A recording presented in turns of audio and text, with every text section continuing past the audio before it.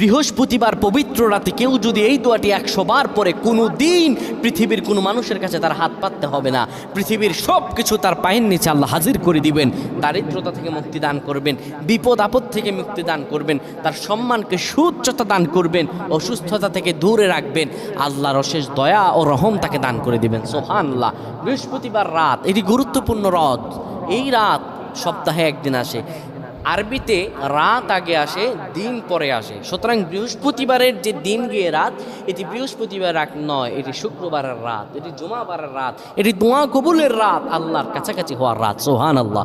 এই বৃহস্পতিবার রাত আল্লাহ তাআলা বান্দার দোয়া কবুল করেন। কেউ যদি বৃহস্পতিবার রাতে ঈশা নামাজের পরে পবিত্র হয়ে ইয়া হাইয়ু ইয়া হাইয়ু ইয়া হাইয়ু ইয়া রফিয়ু ইয়া রফিয়ু ইয়া রফিয়ু এই দোয়াগুলো পড়তে পারে 100 বার, আল্লাহ রাব্বুল আলামিন তার